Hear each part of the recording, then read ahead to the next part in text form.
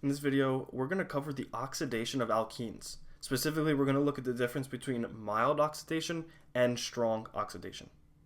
So these are the two categories. First, we have mild, in which we keep our carbon-carbon bond intact. The most common reagent that you'll see here is cold diluted permanganate, which is KMnO₄. The key here is that it's cold and diluted. Our product is going to be a diol, which are two hydroxyl groups added across that double bond. And this is always going to be with syn addition, something similar that we saw in our hydrogenation of alkenes.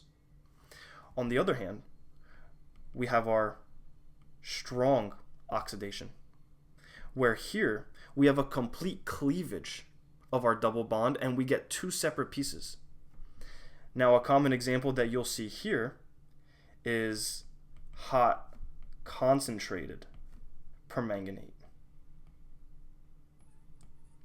Now, there are some other reagents that you can use. Permanganate is just a really common one. For strong oxidation, it's typically acid catalyzed. And we may also see something like ozone reacting.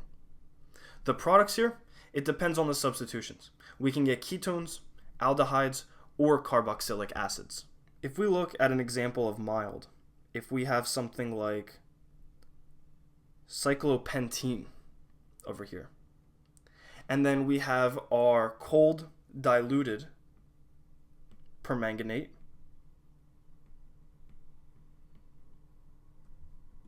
which will typically tell you, it might say cold or something similar.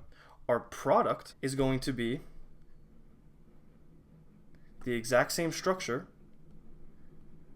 with a diol. So wherever we had our double bond, it just gets replaced with two hydroxyl groups. And as a result, we're left with MnO₂. It's important to note here that we have syn addition, which means that the oxygens are adding on the exact same side. This molecule is also going to be cis. We won't really see the trans version of this. Now, when we have a strong oxidizing agent, we're going to have a complete cleavage, and it's going to be structured a little bit different.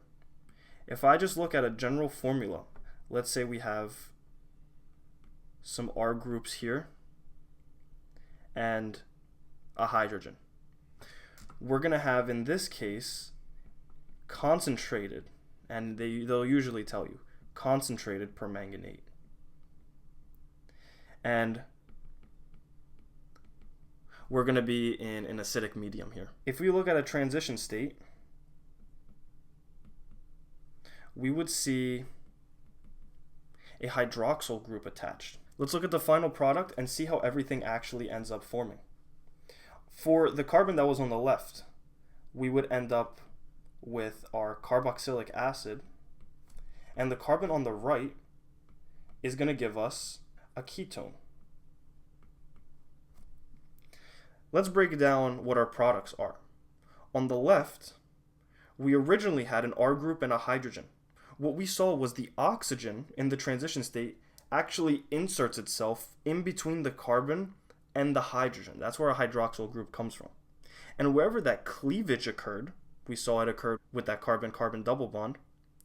Exactly where that double bond was with the carbon, we're going to replace it with a double bond to oxygen. That's where this comes from.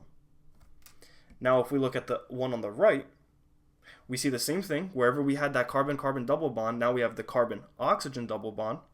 But instead, we have R groups or alkyl groups rather than a hydrogen, so we don't see the oxygen inserting itself there, giving us a ketone.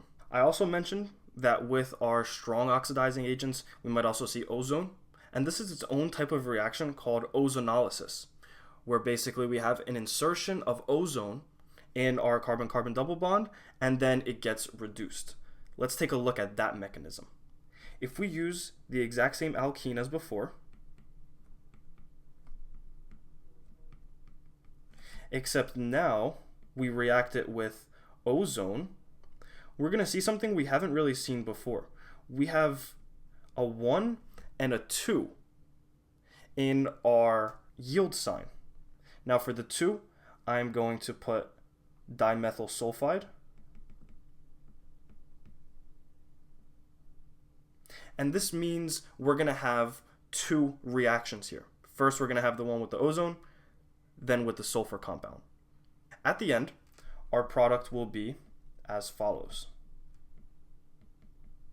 So we get something very similar to what we saw before, with some exceptions.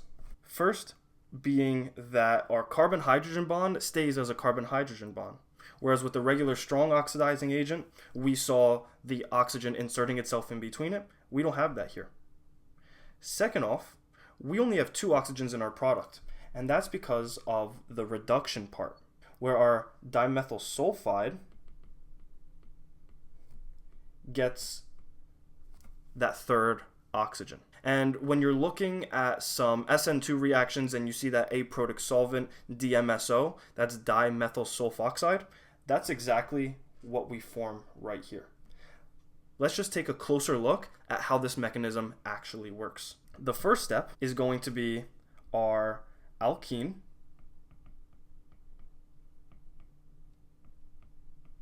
reacting with the ozone. That's the first reaction. That's number 1 on our sign. And what we get here is our double bond opens up and we get this unstable proxy bond